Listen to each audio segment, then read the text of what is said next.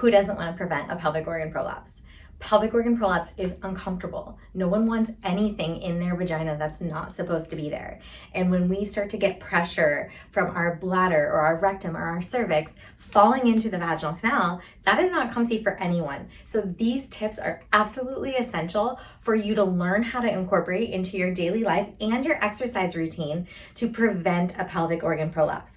Oftentimes what women are taught when they're lifting or doing heavy powerlifting exercises is completely diametrically opposed to what men do and should be doing. And so women have different anatomy. Our organs are inside our bodies. We have to keep them inside our bodies for the rest of our lives. And so we need to breathe differently in order to do that. I'm going to give you 3 tips that you need to do in order to prevent a pelvic organ prolapse. And also I'm going to go through a bonus section of just different postural ways to stand in order to help keep our organs inside our bodies. So join me here, like and subscribe so you can see all our content about keeping your body the utmost healthiest that you possibly can on this journey of what we call life. So I'm Dr. Allison. Thanks for joining me. Let's get started. The first thing that you need to know is how to breathe when you do anything heavy. So oftentimes if you're squatting, deadlifting, power cleaning, or simply just doing some lunges in bar class, you might be not breathing appropriately, which could be causing downward pressure on the organs. We need upward pressure. We need to exhale with exertional movement. When we exhale, like breathe the air out, we naturally lift our organs up and in. Imagine that. When we inhale, there's more downward pressure down on the pelvic floor. We want to prevent that from happening. So what we do is this technique, and it's called blow as you go. It is so important. It's where you exhale as you do anything hard. So if you were gonna go from sitting or squatting to standing, you'd simply exhale. That's all it is. A lot of times when we're taught heavy lifting or power lifting, we're taught to inhale, create the stability on the inhale, hold the breath, go down and come up, all while having this massive inhale. That creates massive downward pressure on the pelvic floor and down on the pelvic organs. So for female anatomy, it is the most advantageous to exhale as you go through exertional movement. So I would inhale on the way down. So inhale and then exhale on the way down. Join me here. Let's go through a couple exercises so you can start to incorporate this into some exercises you might already be doing. The first thing we're going to do is a kettlebell swing here. Okay, so I'm going to go down, and as I come up, I'm going to exhale. Down, inhale, exhale.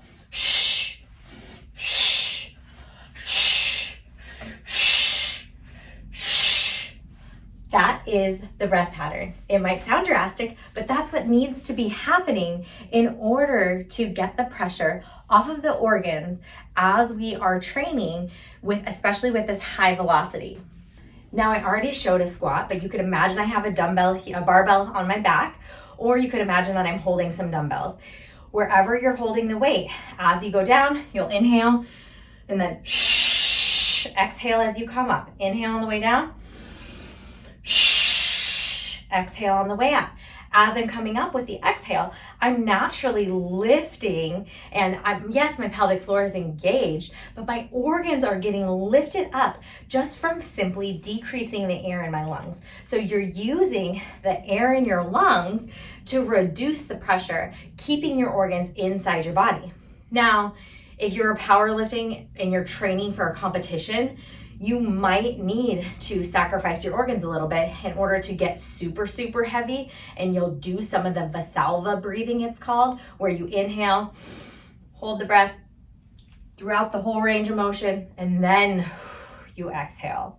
Now that's Valsalva style of lifting, and that helps create more power and generate more power if you're in a competition.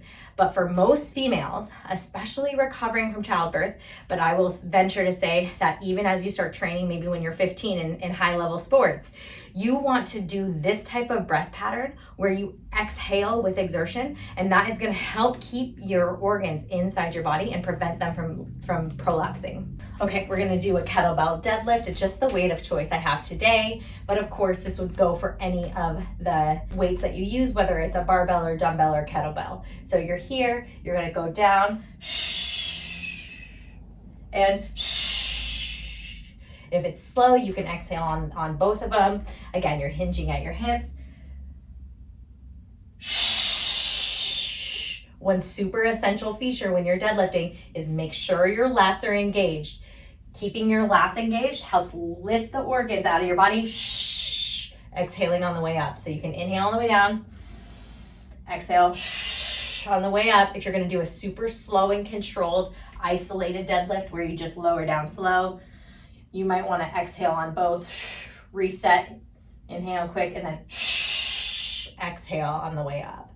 Now, so usually it's an inhale on the way down, exhale on the way up. But again, if you're doing a slow deadlift where you have to, breathe twice, do a 2-breath pattern, you'll exhale with exertion. You might have to reset at the bottom and then exhale as you come up.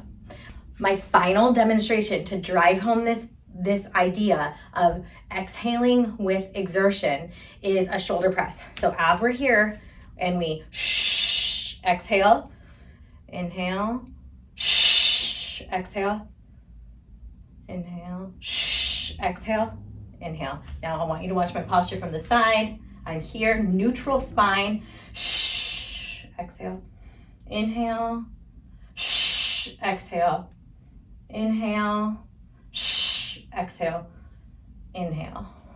Okay, so that's our first tip. You have all the tools now to incorporate that breath pattern into your style of training, and a little bit of cues about how to do the breath pattern with slow and fast movement. Now here comes the part that most people ignore, and they don't want to do it because simply it's boring and it's not going to give you the hit of a high intensity exercise, but it's so effective, and that's simply breathing. We do it 24/7 to stay alive, but if we do it intentionally after we work out, it can be so preventative for helping maintain our pelvic floor flexibility, which will also improve our strength, but it will help keep our organs in the right places. So what this looks like is after an exercise routine, after you exercise, you want to focus on taking 5 minutes of deep breaths into your abdominal region. So you'll inhale here. Think about pelvic floor opening, and then exhale. After workouts, pelvic floor tends to be really tight, and we want to work on getting the blood flow back to those organs and helping the range of motion of the pelvic floor after we work out to help give it that movement that we'll need during our day. So you can do this in a laying down position, or you can do this standing up. You're going to deep breath into belly and exhale. Laying down, you could inhale into belly.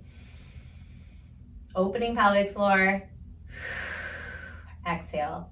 Again, just simply 5 minutes of this a day. You can do this even on your drive home from the gym. The reason the breath is so important after you work out is that if the pelvic floor is a bowl and the bowl gets tighter, and you imagine that your bladder is a grape within the bowl is going to squeeze the bladder and push it down. The more we can open the bowl, the more the bladder can just float. So we need to use our breath to get the bowl to open, especially after doing hard training days or any fitness routine. Make this part of your habit, and you will help improve the bowl, improving the range of motion of your pelvic floor, preventing the bladder or any of the organs from prolapsing down and out. So this pigeon stretch is the final stretch in preventing pelvic organ prolapse. We're using it again to help open up the hips. Now, if your hips are tight in this position, you can take your hand, your opposite hand of your hip, and you can simply press down on the femur, pushing it down and out in this direction. And you're just gliding the femur in order to sink a little bit deeper into the hip. Nothing should be pinching on the front of the hip. You can breathe in this position, working your elbows down to the table. When you're in the pigeon stretch, you want to make sure this hip is forward and down. and not coming back that direction. So just tuck the knee of the straight leg behind you a little bit inward. And again, taking this hand, pressing out here can be really effective in helping open up that hip joint.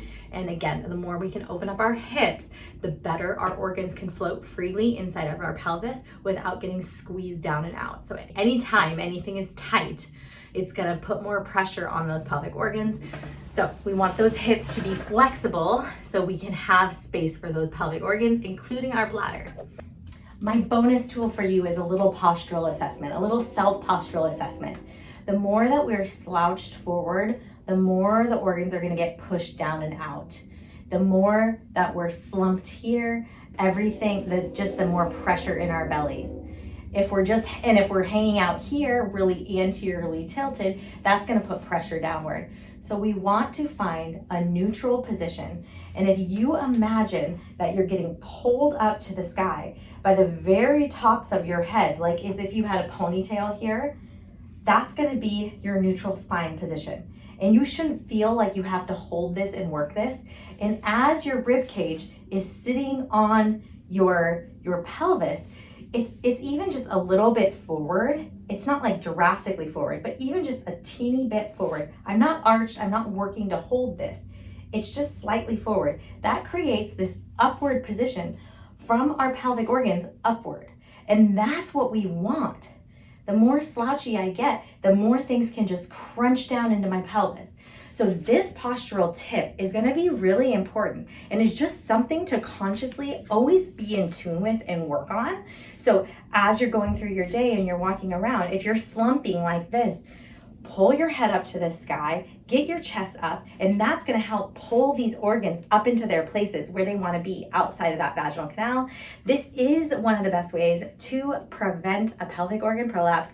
I hope you take all of these tips and integrate them into your daily life. Let me know if this is helpful. Drop it in the comments. I want to bring you content that you can do easily for free in your homes while keeping your bodies safe and being able to be fit, healthy individuals for the rest of your life. Because aren't we just on this mission to feel amazing in our bodies? And the more that we can keep our bodies functioning the way they're supposed to, the more we won't have to deal with and be dragged down by everything that sucks our energy, including pelvic organ prolapse. So I'm Dr. Allison Felt. Thank you so much for joining me. Please like and subscribe and support us on YouTube. We totally enjoy doing this, but we can't do it without you liking and subscribing to us. Take care.